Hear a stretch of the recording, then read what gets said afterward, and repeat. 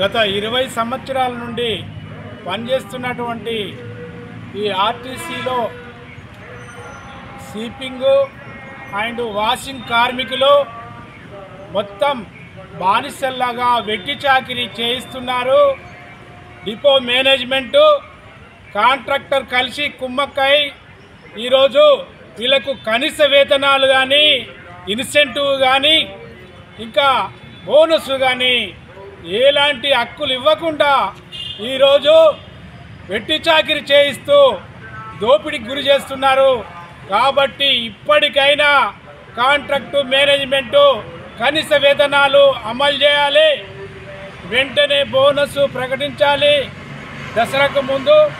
అట్లాగే ఇన్సెంటివ్ ఇదివరకు పాత బకాయిలతో సహా చెల్లించాలని ఈ సందర్భంగా తెలియజేస్తూ కాంట్రాక్టర్ మొండి వైఖరి, స్వీపింగ్ క్లీనింగ్ కార్మికుల పట్ల కాంట్రాక్టర్ మొండి వైఖరి, కాంట్రాక్టర్ మొండి వైఖరి, ఏడాదిన్నరగా నిలిచిపోయిన ఇన్సెంటివ్ ను వెంటనే, ఏడాదిన్నరగా నిలిచిపోయిన ఇన్సెంటివ్ ను వెంటనే, కార్మికుల ఐక్యత, కార్మికుల ఐక్యత.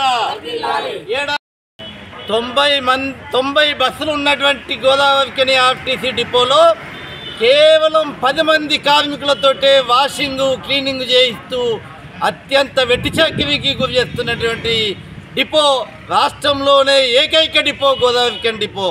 ఈ డిపోలో ఈ చేతితో ఇచ్చి కుడి చేతితో ఇచ్చి ఎడమ చేతితో తీసుకున్నట్టుగా కనీస వేతనాలు ఇచ్చినట్టే ఇచ్చి తిరిగి తీసుకోవడం అనేది కూడా ఈ డిపోలోనే ఉన్నది.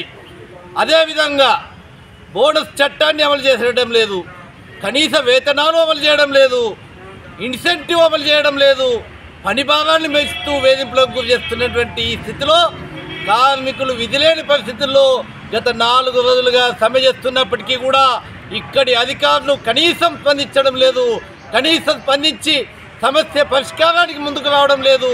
కార్మికులంటే చాలా నిర్లక్ష్యంతో ఉన్నటువంటి ఈ స్థితిలో మేము అధికారుల వైఖరిని తీవ్రంగా నిరసన వ్యక్తం చేస్తూ ఉన్నాం.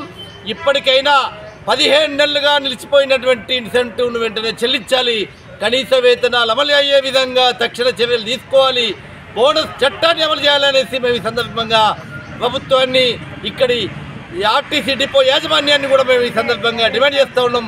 లేనట్లయితే ఈ యొక్క గోదావరికని ఆర్టీసీ డిపోలో కొనసాగుతున్నటువంటి సమ్మె రాష్ట్ర వ్యాప్తంగా అన్ని డిపో కార్మికులను ఐక్యం చేసి అన్ని డిపోలలో కూడా వాషింగ్ క్లీనింగ్ కార్మికుల చేత సమ్మెకైనా కూడా గంట మోగిస్తామని సందర్భంగా మేము హెచ్చరిక చేస్తూ ఉన్నాం.